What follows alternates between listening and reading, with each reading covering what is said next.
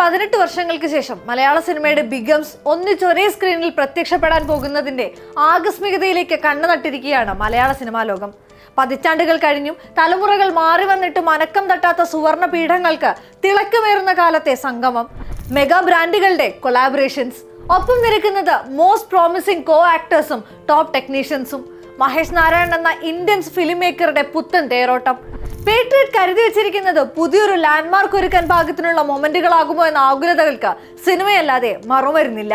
പൊട്ടിച്ചൊരു ബിരിയാണി ചെമ്പുമായി ഒരു വലിയ മാളിക വീട്ടിലേക്ക് കയറി വരുന്നതു മുതൽ ക്യാമറ ആ വീടിനെയും വീട്ടുകാരെയും അവിടെ തടിച്ചുകൂടിയ നാട്ടുകാരെയും നിർത്താതെ പിന്തുടരുകയാണ്.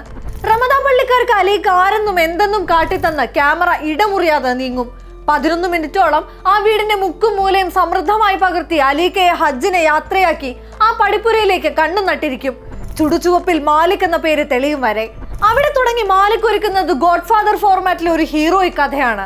റഹീമുൻ അലീമുൻ എന്ന സുഷിൻ സംഗീതത്തിനൊപ്പം സുലൈമാൻ കെട്ടിയൊരുക്കിയ മണ്ണിൽ കുറെ മനുഷ്യരും അവരുടെ കഥകളും വന്നുകൂടും. ഭീമാപള്ളിയിലെ മണ്ണിൽ വീണ ചോരയ്ക്കുമേലൊരുക്കിയ മാലിക്കിന്റെ കഥ മലയാള സിനിമയിലെ ക്ലാസിക് പൊളിറ്റിക്കൽ ഡ്രാമയാണ്.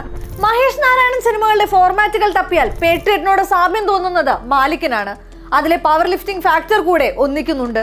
അൻവർ അലിയുടെ വരികളിലെ സുഷിന്റെ സംഗീതം എല്ലാം ഒന്നു ചേരുമ്പോൾ പുതുവർഷത്തിലെ വണ്ടറാകാൻ ഒരുങ്ങുന്നുണ്ടാവണം സിനിമ. ആ അക്ഷമയ്ക്ക് ആക്കം കൂട്ടുകയാണ് സംവിധായകന്റെ തന്നെ വാക്കുകൾ. ഒരുപാട് സർപ്രൈസുകളുള്ള സിനിമയാണ് പേട്രിയറ്റ്. ഒരു കൊമേഴ്ഷ്യൽ റൈഡായിട്ടാണ് ഞാൻ അതിനെ കാണുന്നത്. എഴുതി വന്നപ്പോൾ ഇത് മമ്മൂക്കയോട് പറയാമെന്ന് തോന്നിപ്പോയൊരു കഥയാണ്. അത് കഴിഞ്ഞാണ് ഇത് വളർന്നത്.